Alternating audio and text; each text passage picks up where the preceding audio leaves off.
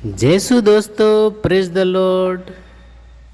मेरे स्वर की चाबी चैनल में आपका मैं स्वागत करता हूँ।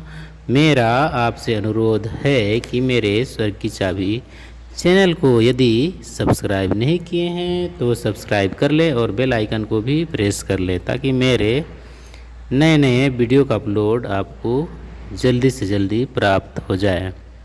मेरा आज का टॉपिक है दुख का कारण अज्ञानता। दोस्तों, हम दूसरों पर दोषारोपण करते हैं ताकि हम सुखी रहें। यह सुख प्राप्त करने का एक गलत तरीका है। इससे हम कभी सुख की प्राप्ति नहीं कर सकते। इससे हमारी सहन शक्ति छीन होती चली जाती है। अगर सुखी रहना है तो हमें एक दूसरे को सहना पड़ेगा। स्वयं को त्यागने की ज़रूरत होगी। त्यागने से क्या हम सुखी रह सकते हैं? अभावपन में क्या हम सुखी रह सकते हैं? हमारे मन का विचार है। लेकिन मैं कहना चाहूँगा, संसार की चीज़ हमें सुख नहीं दे सकती। मन की भावनाओं में सुख दुख निवास करता है। इसलिए एक अमीर ज़्यादातर तनाव में रहता है, बल्कि गरीब अच्छी नींद के बाद उठता है। हमें ज्ञान तब प्राप्त होगा जब हम महापुरुषों के बताए मार्ग में चलेंगे। हम भौतिक वस्तुओं को त्याग कर जरूर दुखी हो जाते हैं, लेकिन एक विशाल समुद्र खुशियों के लिए हमारे अंदर तैयार होता है। जो सुख मन दे सकता है वह भौतिक वस्तुओं से कभी नहीं मिलता। इसलिए हमें खोज करना है जैसे महापुरुषों ने जीना सिखाया है, तभी हम सुखी जीवन यापन कर सकते हैं। दूसरों को गलत ठहराकर सुखी रहना गलत तरीका है। यही चीज़ हम बार बार अपने जीवन में पुनरावृत्ति करते हैं। इसलिए मानसिक कष्टों से बाहर नहीं आ सकते।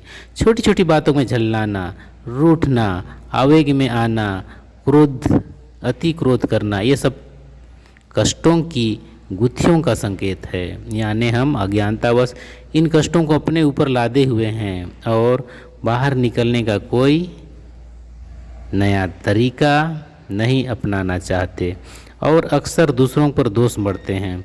हमारी यही आशा होती है कि जब दूसरे सुधर जाएंगे तो हमारे जीवन में खुशियाँ लौट आएंगी।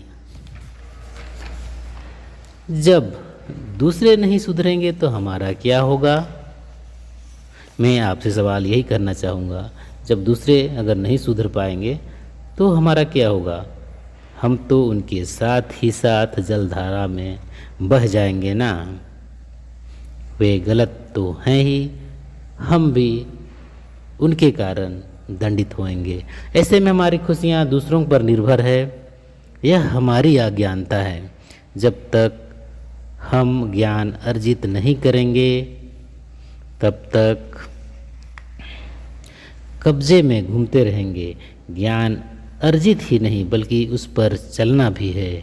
हम नहीं चलते, इसलिए अधिक बुराई हमारे अंदर हावी होती चली जाती है और हम अपनी मृत्यु का जिम्मेदार भी दूसरों को मानते हैं।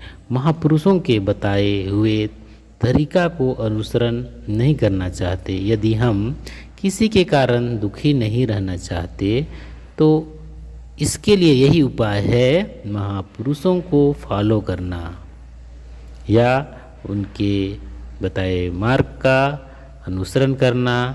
जरूर हमारी सारी समस्याओं से हम निजात पाएंगे। अगर कोई हमारा प्रियजन सही मार्ग पर नहीं चलता, ना आज्ञाओं पर ध्यान देता है, तो हमें उसके कारण कभी दुखी नहीं होना चाहिए। बहुधा लोग उनके कुकर्मों से, उनके बुरी आदतों से दुखी होते हैं।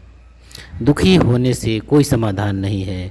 क्या महापुरुषों ने हमें यही तरीका बताया है? दूसरी बात है कि हम प्रार्थनाओं द्वारा उस कमी को दूर कर सकते हैं। हम कहते हैं कि प्रार्थना भी करके हमने देख लिया, लेकिन दोस्तों हमारी प्रार्थनाओं में कमी हो सकती है। तो क्या प्रार्थना करना छोड़ दें?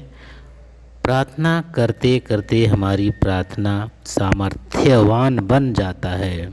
हमारा प्रार्थना पूर्व काल में कमज़ोर हो सकता है, लेकिन करते करते सामर्थ्यवान हो जाएगा। प्रार्थना करने से भी मन का दुख दर्द दूर हो जाता है। हम प्रार्थना करते समय वह सब भूल जाते हैं कि हमारे पास कोई दुख दर्द भी है। इससे भी हमें अनुभव प्राप्त होता है। दुख का कारण अज्ञानता है।